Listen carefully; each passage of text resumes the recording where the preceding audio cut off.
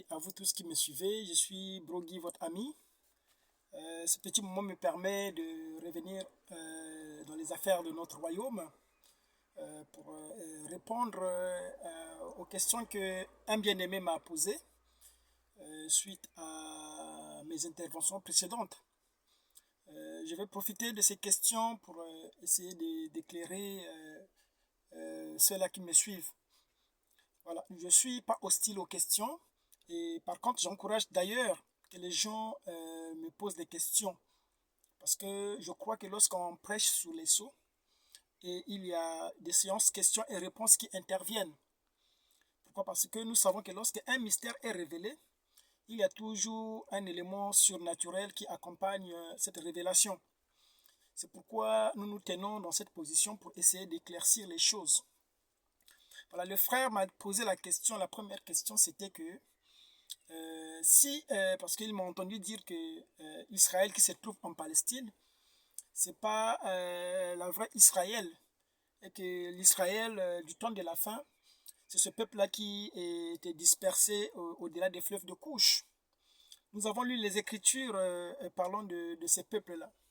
Ésaïe aussi parlait de ce peuple, disait que en ces jours-là, l'Éternel, il dit ça dans Ésaïe 11, au chapitre 11, au verset 11. Il dit qu'en ces jours-là, l'Éternel étendra de nouveau sa main. Il va rassembler ses dispersés depuis Abatros, Élam, Shinéar, Éthiopie, Égypte. Il n'a pas fait mention de Canaan. Ce qui sous-entend qu'au temps de la fin, le peuple d'Israël se retrouve dispersé. Il n'est pas à Canaan. Nous savons que par rapport à la vision de Nebuchadnezzar, il devrait y avoir 4 royaumes. Voyez-vous? Et la 4e royaume qui devrait coloniser Israël, c'était Rome, comme vous le savez. Et cela a commencé depuis la première venue du Seigneur. Lorsque Jésus était venu, nous avons beaucoup parlé de ça. Il était difficile que Jésus rencontre des vrais Israélites. Je veux dire les Israélites de souche. C'est pourquoi ce jour-là, lorsque Philippe lui ramena Nathanaël, il a témoigné sur lui, disant que c'était un Israélite de père et de mère. Autrement dit, qu'en lui, il n'y avait pas de fraude. C'était un sang pur. C'est ça ce qui était Nathanaël. Vous voyez, Jésus, en faisant usage du don de discernement qui accompagnait son ministère, il avait discerné la vie de Nathanaël. Nous avons longuement parlé de ça pour montrer que depuis son jour, Jésus avait affaire aux Édomites. Parce que le peuple d'Israël avait été dispersé depuis lorsqu'il y avait des déportations. Depuis le temps de Daniel, ce peuple-là avait été dispersé. Et le peuple d'Israélites qui restait à Canaan, voyez-vous, était là pour le Seigneur, attendre le retour du Seigneur. Ils attendaient le retour du Seigneur. Lorsque Jésus est venu, il était confronté aux pharisiens. Et vous savez que les pharisiens, c'était des Édomites. Voilà, c'était des Juifs de substitution. Voyez-vous, c'était des gens qui se sont convertis au christianisme, comme le sont aujourd'hui tous ces peuples venus du nord de l'Europe, qui se sont convertis au christianisme en adhérant aux valeurs du christianisme. Donc ce peuple-là n'est pas littéralement les descendants d'Abraham, comme nous l'avons montré. C'est le même cas de figure que Jésus avait rencontré. Quand il a regardé les pharisiens, il dit pharisiens, vous êtes fils du diable. N'est-ce pas que Jésus ne pouvait pas appeler les enfants d'Abraham, issus d'Abraham, les enfants du diable? Cela ne devait pas être cohérent. Pourquoi? Parce que les vrais Israélites sont les descendants de Jacob. Et Jacob, c'est la lignée des enfants de Dieu. Parce que Jacob sort d'Abraham. Lorsque vous remontez la généalogie, ça renvoie à Adam, fils de Dieu. Donc Jésus ne pouvait pas se le permettre. Autrement dit, Jésus ne pouvait pas indexer Hérode et dire à ses disciples d'aller dire à ce renard. Jésus ne pouvait pas appeler un roi d'Israël comme étant un renard. Mais Jésus savait que ces gens-là étaient des étrangers, étaient des Édomites. Voilà. On va revenir sur la question du frère. Alors, le frère doit comprendre que lorsque je parle d'Israël, qui est dispersé, Israël que Joseph a rencontré, vous voyez, déjà nous partons du fait que Joseph rencontre ses frères. Ce n'est pas à Canaan. Joseph n'a pas fait le déplacement de Canaan pour aller à Canaan pour aller rencontrer ses frères. Joseph a rencontré ses frères qui étaient déjà présents en Égypte. C'était une préfiguration, c'était un type.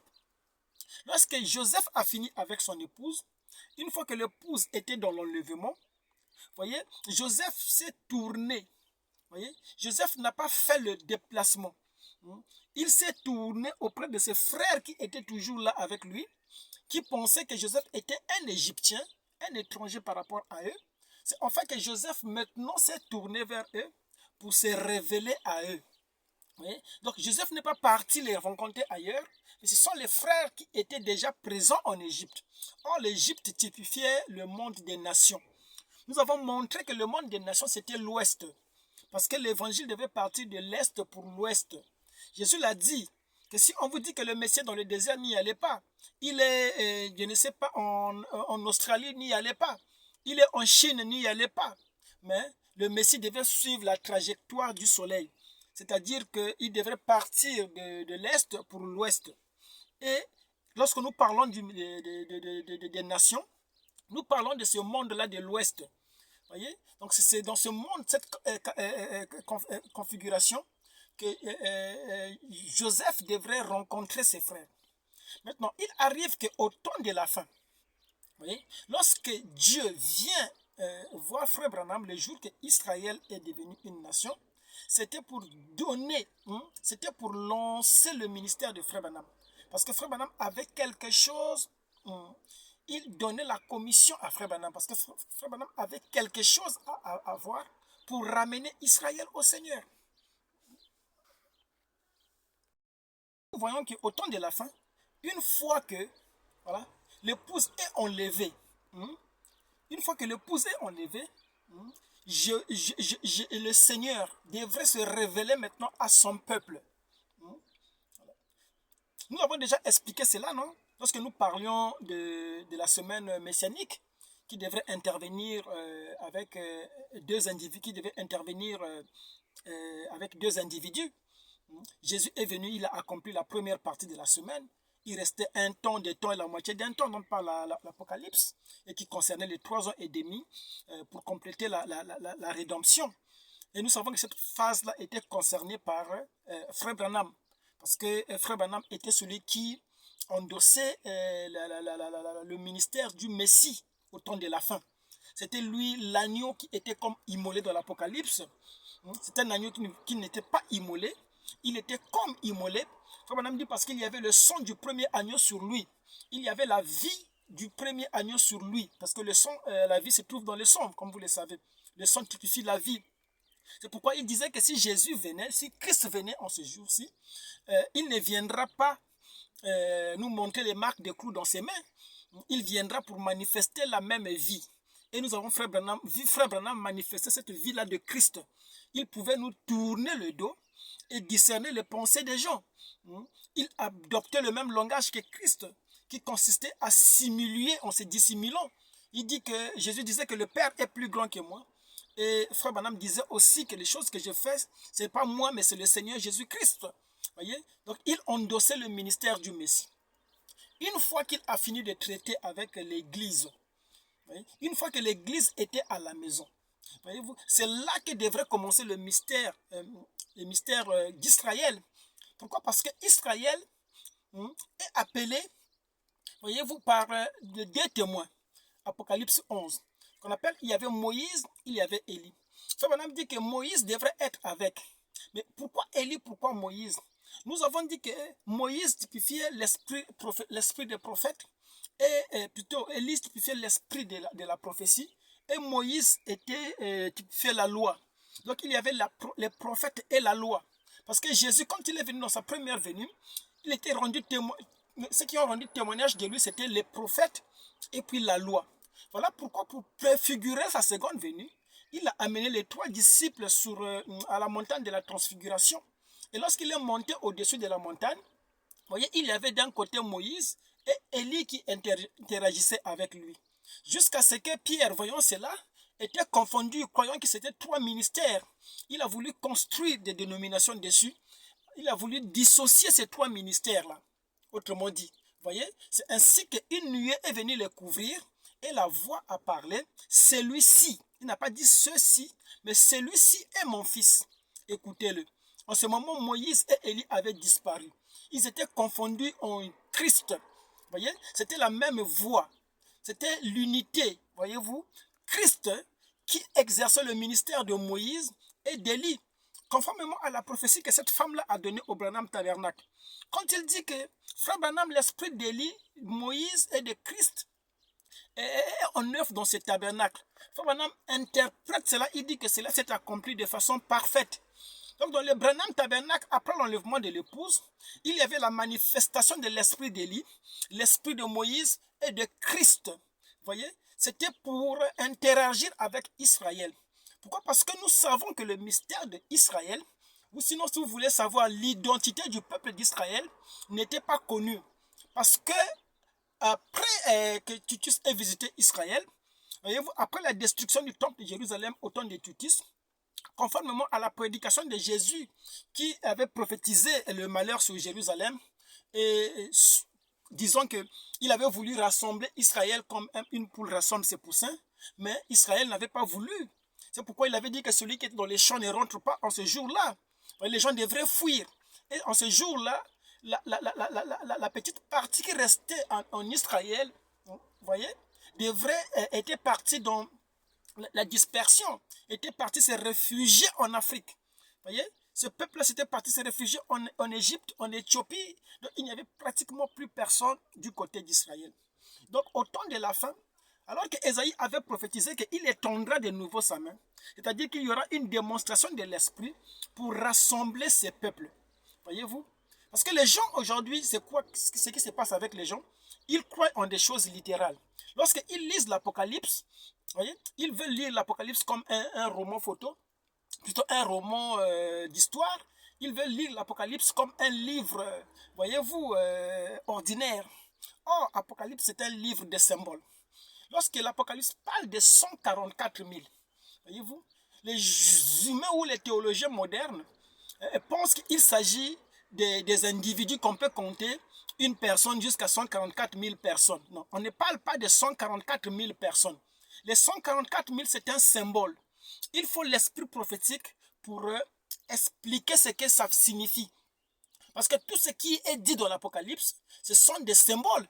Oui? Lorsque l'Apocalypse parle de Christ dans les livres de l'Apocalypse, voyez-vous, celui qui marchait sur les chandeliers, voyez-vous, ce Christ-là, il avait la ceinture sur la poitrine. C'était une femme, ce n'était pas Jésus, voyez-vous.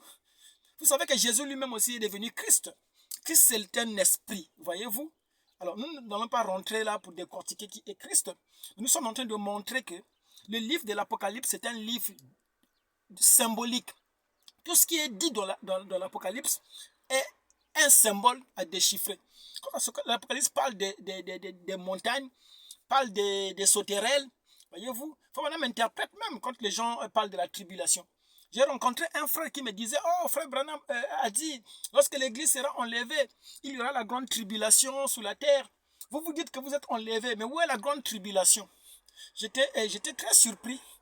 Voyez? Pourquoi? Parce que lui, il interprète la tribulation telle que c'est écrit dans le livre de l'Apocalypse. Oh, Branham, il interprète la grande tribulation. Il dit que ce sont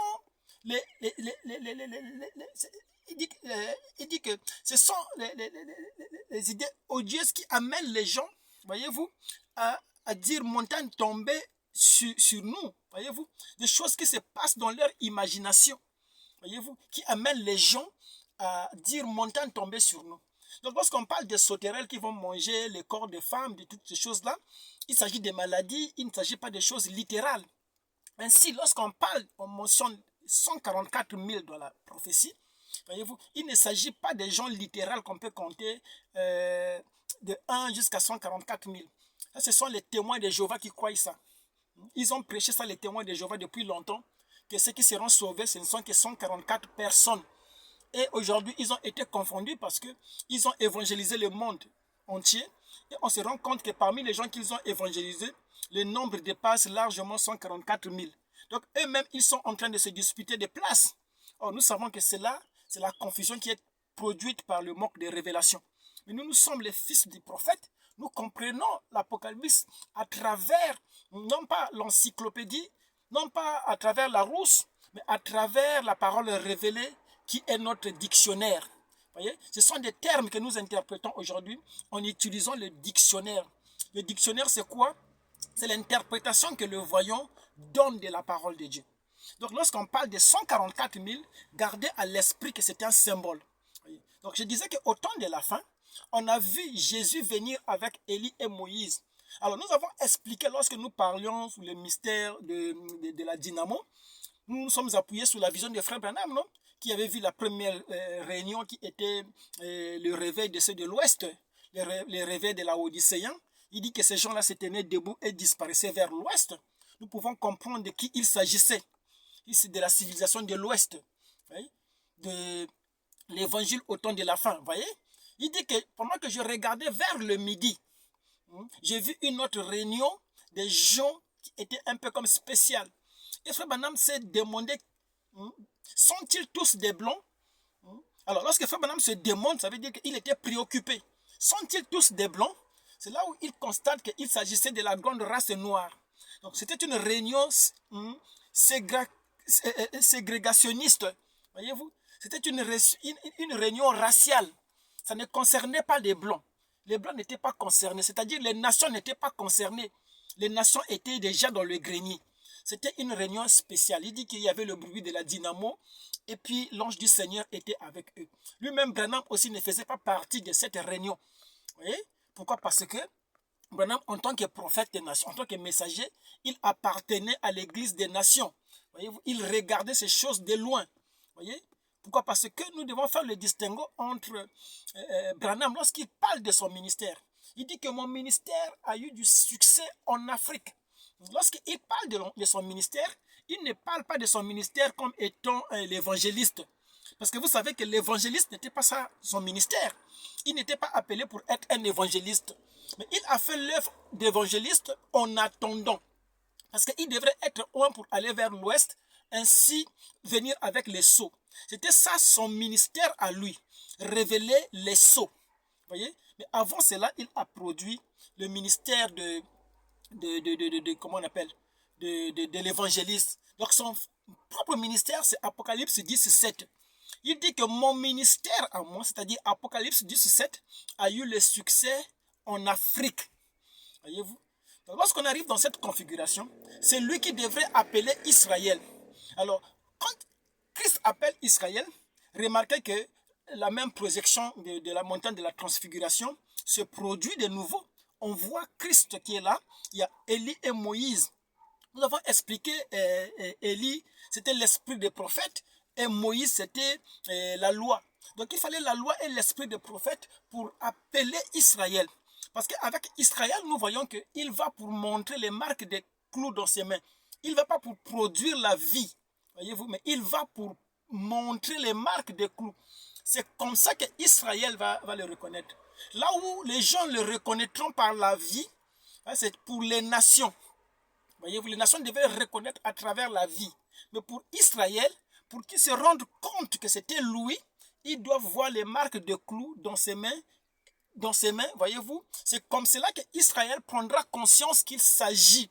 C'est le signe qui va permettre à Israël de se souvenir qu'il s'agit d'Israël, il s'agit de Christ. Parce qu'ils vont lui demander d'où te viennent ces blessures. Il dira que c'est dans la maison de mes frères. Voyez? Donc, voilà pourquoi nous parlons d'Élie et de Moïse.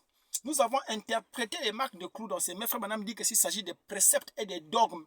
Donc, Israël était appelé dans cette configuration.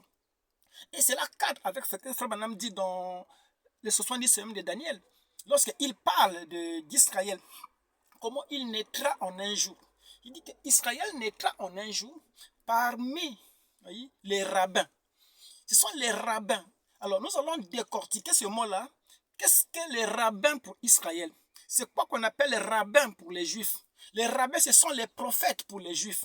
Pourquoi? Parce que les Juifs sont conduits par les rabbins, qui sont les prophètes. C'est ça qui permettra ce qu'Israël naisse en un jour. Voilà pourquoi il y avait Élie, qui était le côté prophétique, qui devrait intervenir pour convertir Israël. Moïse aussi, pourquoi? Parce que Dieu avait donné la loi à Moïse. Il avait demandé à ce que le peuple ne se détourne ni à gauche ni à droite, mais qu'il médite la loi de Moïse. Donc, la configuration pour Israël, Élie et Moïse devraient intervenir. L'esprit de Christ de Moïse devrait être en action dans le Branham Tabernacle pour produire cela pour Israël. Et nous savons, lorsque Frère Branham parle d'Israël, nous comprenons. Pourquoi? Parce qu'avant l'ouverture des sceaux, on pensait qu'Israël, c'est ce peuple-là qui était en Palestine là-bas. Mais nous avons compris en lisant les Écritures qu'en Palestine, après la destruction du temple, ce peuple-là était parti en exil. Il était parti en exil. Ils étaient partis attendre le Messie en Égypte. Ils étaient partis attendre Joseph qui devait se révéler à eux en Égypte. Ils n'étaient plus là-bas. Donc, le peuple dont il est question dans la prophétie, c'est le peuple dont parle Sophonie 3.10. Il dit qu'au-delà des fleuves de couche, les vrais adorateurs lui apporteront. Donc, en ce jour-là, là où il faut retrouver l'Israël, c'est au-delà des fleuves de couche. Parce que vous savez qu'Israël n'est pas une terre, mais Israël, c'est un peuple. Et ce peuple peut se trouver en Égypte, peut se trouver à Batros, peut se trouver en Éthiopie, peut se trouver un peu partout. Mais il a été dit qu'en ce jour-là, l'Éternel tendra de nouveau sa main pour aller rassembler son peuple. Donc c'est la dernière démonstration qui restait à faire. Nous ne prêchons pas cela comme un événement futur, mais nous disons que c'est quelque chose qui a été accompli dans le 6e sceau. Nous savons que nous-mêmes aussi, que quand les sceaux furent révélés, c'est là où l'enlèvement était devenu de l'histoire. Mais les gens n'ont compris cela que bien après. Tous ceux qui ont vécu cela en live, quand ces choses étaient révélées, ils n'ont pas reconnu. Ils étaient dans l'amnésie. Voyez-vous? Donc nous nous reconnaissons alors que cela s'est déjà fait. Donc nous parlons de l'histoire des Juifs. Nous ne disons pas que c'est un événement à venir ou un événement futur. Mais nous montrons comment ces choses-là se sont faites. C'est maintenant que nous parlons des sceaux. Mais les sceaux ont été révélés depuis les années 1963. Voyez-vous? 50 ans après, c'est là où nous faisons l'apologie de ces sceaux-là. C'est là où nous expliquons chaque chose en se basant sur les sceaux. Les sceaux, c'est notre dollar, non? C'est notre monnaie. Parce qu'en ce jour-là, le ciel devait recevoir Christ jusqu'à la restauration de toutes choses. Lorsqu'il y aura une nouvelle monnaie, une nouvelle économie. Et notre nouvelle monnaie, ce n'est pas le dollar, c'est les sceaux. C'est pourquoi lorsque vous venez avec les francs congolais, nous convertissons cela en dollars qui sont les sceaux. Toutes les choses que vous avez connues dans les âges, nous les revoyons aujourd'hui sous la base de la lumière des sceaux. C'est pourquoi nous amenons chaque chose à travers les sceaux. L'identité du peuple d'Israël aujourd'hui est comprise à travers les sceaux. Avant l'ouverture des sceaux, Branham lui-même aussi présumait sur le peuple d'Israël. Il a voulu aller en Israël. Voyez, Dieu lui a dit que ce n'était pas le moment. C'est comme ça que Frère Branham explique. Il dit que il ne lui a pas dit que non, n'y va pas. Il ne lui a pas dit que non, ce n'est pas toi qui iras. Il lui a dit que ce n'est pas le moment. C'est-à-dire que Frère Branham devrait attendre le moment pour aller en Israël. Et nous savons qu'il n'est plus allé. Mais par contre, il commençait à déclarer que quoi qu'il arrive, l'Afrique d'abord. Il dit que mon ministère à moi, Apocalypse 17, aura du succès en Afrique. Pourquoi? Parce que lui devrait ramener Israël au Seigneur. Élie n'était pas seul, il y avait Moïse avec lui. Nous avons montré toutes ces choses, comment cela s'est fait. Nous allons dissocier les Branham qui partaient en Israël pour ramener Israël, qui devait partir rencontrer ses frères. C'est Joseph qui allait rencontrer ses frères. Nous l'avons expliqué pleinement. Voyez? Ce jour-là, Frère Branham interprète la vision de Madame Carl Williams. Il parle de ça dans, je pense, dans les âmes qui sont en prison. Vous savez que je n'ai pas le temps de lire les citations, mais ceux qui connaissent le message, ils savent. Il dit que Madame Carl Williams, la vision que vous avez eue, voici l'interprétation. Il dit le volant vient d'être retiré de mes mains. Voyez? Donc Branham n'avait même plus le volant. Pourquoi? Parce que lorsque Christ vient, les messagers devraient se taire. lui-même se considérant comme le messager du temps de la fin, il n'avait plus. Pourquoi? Parce que c'était Christ maintenant qui devrait aller vers son peuple Israël. Alors, le Christ qui va vers son peuple Israël, qui est-il? Voilà. Ça, c'est pour la première question. La deuxième question, le même frère, il m'a dit, parce qu'il m'a entendu, parce que j'avais fait une petite vidéo avec mon ami quand j'étais allé au Canada récemment, avec le frère Neville, pour le booster un peu, pour le choquer un peu. Je faisais des déclarations pour l'amener un peu à réfléchir et à poser des questions. Vous voyez? J'avais déclaré que moi, je ne crois pas que nous sommes de l'épouse. Je lui avais dit que moi, je me considère comme frère de Joseph, je ne suis pas de l'épouse. Il était un peu choqué. Et le frère est revenu sur cette vidéo qu'il a visionnée de ce que nous disions avec frère Neville.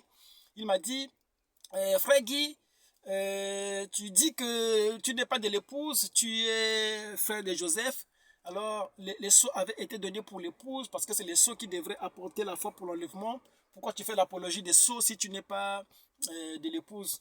Alors, le frère, je pense qu'il a pas trop bien compris mes exagérations. J'avoue que j'exagère quelquefois, mais c'est pour à dessein que je le fais. C'est pour essayer un peu de booster, vous voyez. La parole, c'est notre monde. Nous jonglons avec la parole. Nous sommes des petits lions. Nous sommes des lions. Nous sautons, nous faisons des choses avec la parole. Nous jouons à la porte du Père. Parce que nous avons vu les nouveaux cieux et la nouvelle terre. Hein? Voyez-vous, c'est ce que Dieu avait dit à Job. Où étais-tu quand j'ai créé que les fils de Dieu jouaient à la porte du Père? Vous connaissez ce qui est le Père, voyez. Donc nous jonglons avec toutes ces choses. Mais alors, l'idée derrière, quand je déclarais ces choses-là, c'était pour montrer que, effectivement, moi, en tant qu'homme des nations, moi, en tant qu'Africain, en tant que Noir, j'appartiens à un peuple.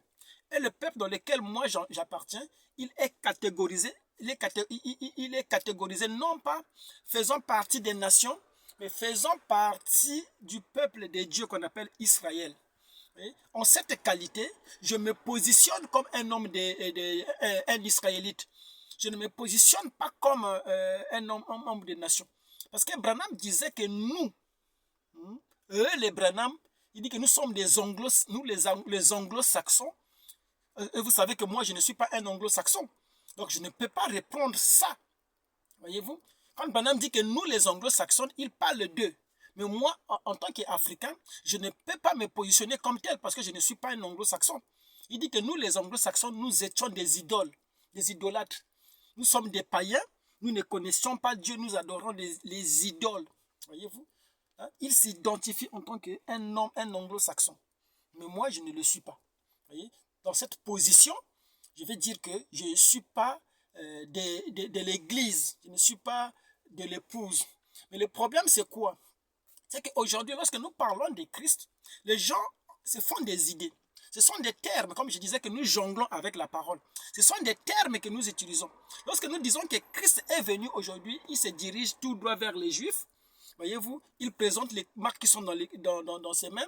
Vous avez l'impression que c'est un humain qui vient, qui va se présenter quelque part. Frère Branham interprète. Il dit que qui est Christ? Il dit que Christ, c'est les sceaux qui ont été révélés. Et il dit dans l'union invisible, il dit que quand Christ viendra, ne sera-t-elle pas elle l'épouse? Donc le Christ, quand nous parlons ici, comme nous venons de le dire, c'est celui qui marchait sous les chandeliers d'or. Celui que Jean a vu dans la vision. Et ce Christ-là, c'était l'épouse qui marchait sous les 7 chandeliers d'or. C'est lui qui vient, c'est lui qui va vers Israël. Voyez-vous? Christ et l'épouse aujourd'hui sont confondus. Voyez-vous? C'est l'épouse. Aujourd'hui, les gens, ils vont au Branham Tabernacle, ils vont à la tombe de Frère Branham. Parce qu'ils croient que lorsque la nuée est venue, la nuée est rentrée majestueusement en Frère Branham. Et Frère Branham l'a amené jusqu'au cimetière. Voyez? Alors, ils ne comprennent pas la continuité du ministère. Parce que Frère Branham, dans les sceaux, disait que l'épouse devrait avoir un ministère. Il dit que moi, je dois diminuer et elle doit croître. Et lui doit croître. Lui qui? Lui l'épouse. Croître comment? Voyez? Donc, les gens doivent comprendre le langage. Parce que nous utilisons un langage. Donc, lorsque je dis que je ne suis pas de l'épouse, c'est là où ça intervient, le mystère des rabbins. Nous allons en parler un jour pour rendre les choses claires. Parce que Frère Branham dit qu'Israël est appelé à travers les rabbins. Oh, les rabbins, c'était quoi? Les rabbins, c'était ceux-là qui ont entendu, qui ont vu le signe du Fils de l'homme, voir, c'est comprendre, qui ont compris et qui expliquaient aux autres. C'est en cela que les autres ont dit, parce que notre pasteur a cru cela, notre prophète a vu cela, a compris cela, parce que notre prophète comprend ça, nous croyons aussi. C'est ça qui fera naître Israël en un jour. Madame dit que si les nations pour entrer, ils devraient entrer sous la base des tonnerres, la base des sceaux qui ont été révélés, sur la base de la révélation. Israël aussi ne peut pas échapper à cela. Il devrait entrer par le même signe du Fils de l'homme. Il devrait entrer par la même révélation. Pourquoi? Parce qu'il s'agit de la capuchon de la montagne qui a été ôtée. Une partie coule du côté septentrional, une autre partie coule du côté de midi. Voyez, il s'agit de la même parole, voyez-vous, qui a enlevé les gens des nations et qui coule vers Israël. Simplement, vous voyez, c'est simplement de la façon de se manifester qui change. Avec les gens des nations, nous avons expliqué et comment ils se révèlent avec Israël. Voyez, parce que Dieu traite les gens des nations différemment d'Israël.